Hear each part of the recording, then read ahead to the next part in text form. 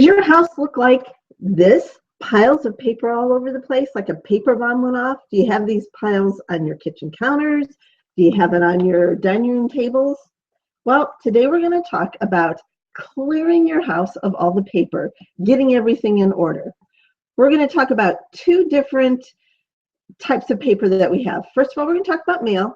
Second of all, we're just going to talk about all the other paper that comes into the house. First off, mail. When you bring your mail into the house, sort it out, file it, get rid of it immediately. Look through the mail. Do you have catalogs? Catalogs that you're not going to use? Throw them away. Catalogs that you might use, but you're not sure? This is what I do with mine. I have a file just for those. In the file, it says present projects. So anything that is coming in the mail that has to do with the project I'm working on, it goes in that file, or catalogs. If I haven't ordered out of a catalog in 2 weeks, in the garbage it goes. Mail that has sensitive information on it, like credit card applications, I shred immediately. So, number one, I look through my mail, discard anything I'm not going to use. If there's an advertisement flyer with a coupon, cut the coupon out, put it in my coupon file. If it's something that I might use later, I put it in my file for up-to-date projects. And if it has sensitive information on it and I'm not going to use it, I shred it. Done. No piles of mail in the house. The next thing we're going to talk about is just all the other paper that comes into the house. So say you bought a big appliance. You've got a receipt, you've got a warranty, you've got a manual probably. What do you do with all that? I have a 3-ring binder that has all my manuals in it.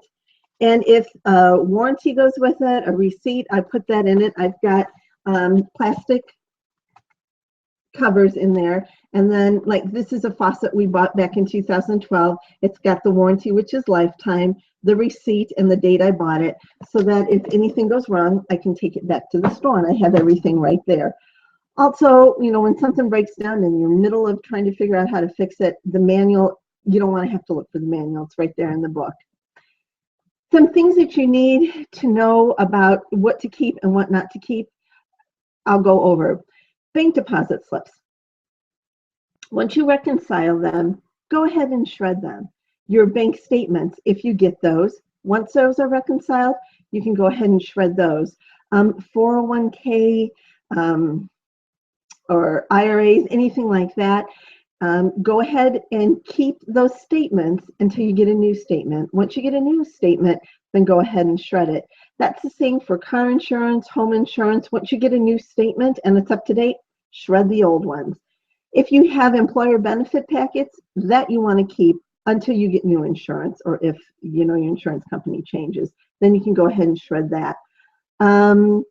Pay stubs, keep for a year until you reconcile them with your W-2 form, and then you can go ahead and shred those if you even get those anymore. I know a lot of us get those via email.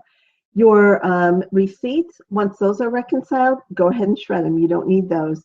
Social Security statements, again, once they're reconciled, go ahead and get rid of them.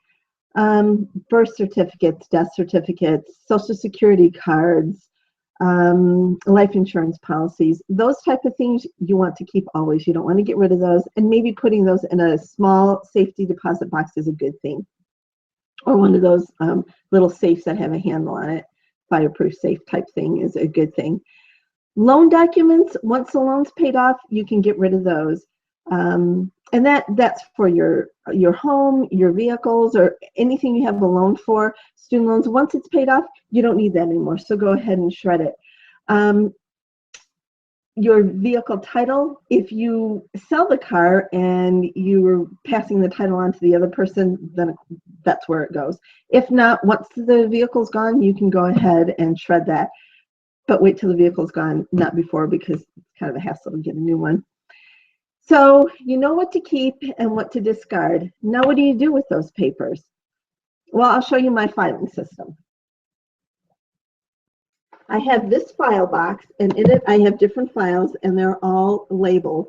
There's one for bank statements, and then within that I have 2 files, one for myself and one for my husband. There's insurance bills and forms, the same, one for my husband, one for myself. There's the home loan, vehicle loan, taxes, all that are in there. The key thing is once you replace it with another one, you don't have to keep it as far as like insurance forms and that type of stuff goes. For your taxes, you want to keep those for 7 years and then you can get rid of them. That box that I just showed you is all of our papers. They used to be 2 file cabinets, 5 drawers deep. That's how much stuff I kept. And once I realized that I didn't need all that, I got it down to this.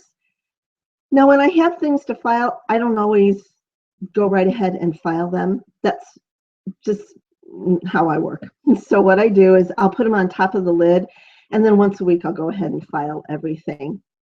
Another thing, as far as bills go, I would love to shred all my bills, but I know that's not real responsible. So I have another file for bills to pay, and I keep that along with my mail file. Once I pay those bills, I have a book with a for every month it has a pocket envelope, and so I put the bills in there, and then at the end of the year I take them out. I save those for 1 year, and then I go ahead and shred those. So I hope this was helpful. I hope that you can kind of declutter your house a little bit of all the paper and enjoy the peace and zen of a paperless house. Thanks.